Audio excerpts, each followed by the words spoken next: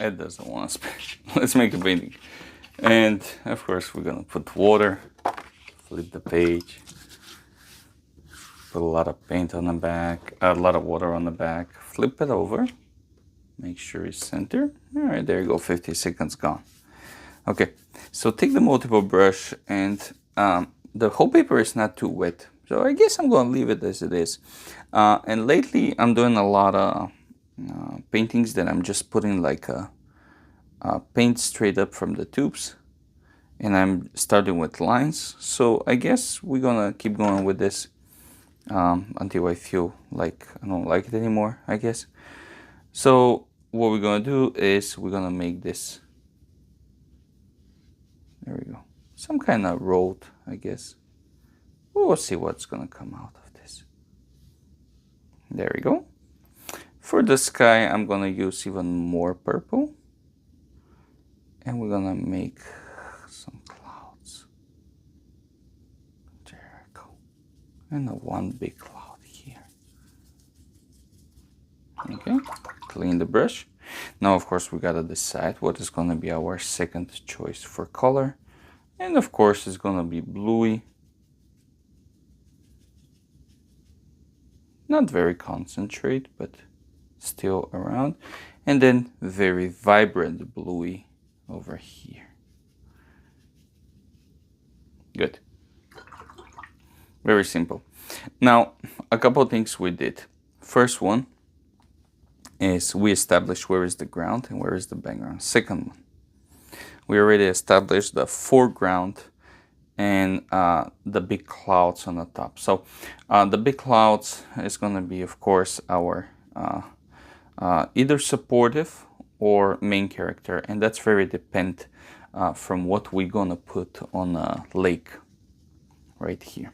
So for now, I'm going to let the clouds develop themselves. This is fine.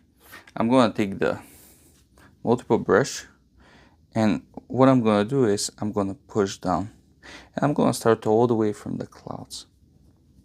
There we go. I'm going to push a little bit. I'm going to put some force here because I want to have some kind of reflection from that clouds. There we go. And I'm going to go all the way down. Now, this originally I was thinking to make some kind of turn here or something. And of course, paintings are always subject to change. So don't be afraid to change your mind all the time. I mean, we do it all the time in our lives anyway, so it's not a big deal. What we're gonna do is keep going down, left, right, left, right. Now, let that develop for a little bit and go for the sky. Clean brush and start removing some of the paint on the blue side. There we go. Now, let's go here and do the same thing with this sky, with these clouds in the sky. There it is. Breaking down the whole purple-ish mood and have some kind of fluffiness going around here. There we go. A little bit here, a little bit there. Not too much.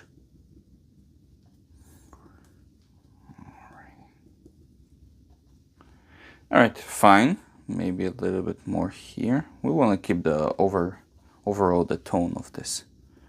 Okay, now, what is the deal here? Now, here is a couple of things we can do. We can remove some of the paint, or we can try to make the clouds reflection. What I'm gonna do is this. I'm gonna take some black with purple, and I'm gonna try to do this.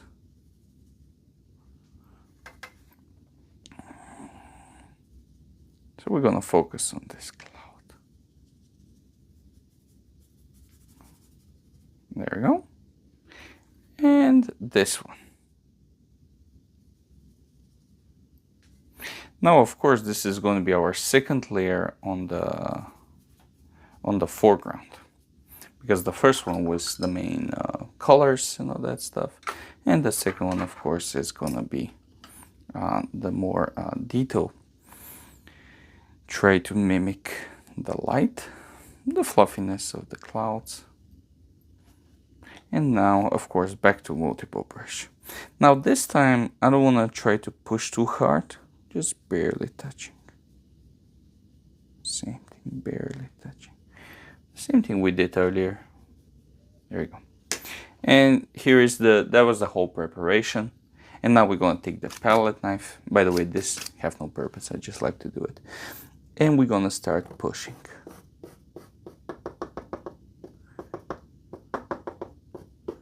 There we go. And what we're doing here pretty much is creating textures. Now, we don't try to destroy everything we have, but we wanna create some textures.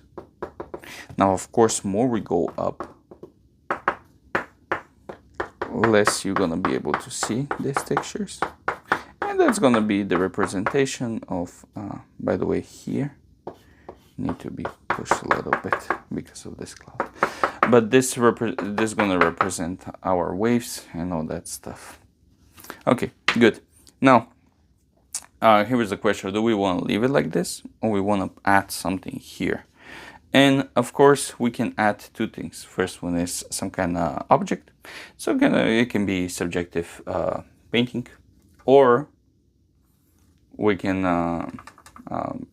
put nothing, pretty much, and be non-objective. What I'm gonna do is I'm just gonna put like dark spots, pretty much. I wanna keep it clean.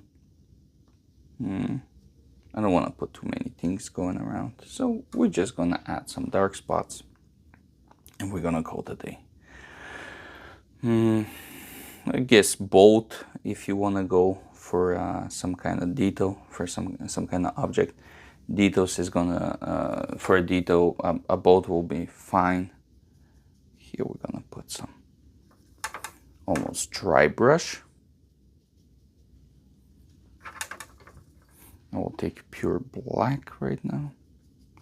I say pure black, but keep in mind I didn't clean the brush, so we still have some from before. And we're gonna keep going with this almost dry brush all the way to the top, so we can have a connection.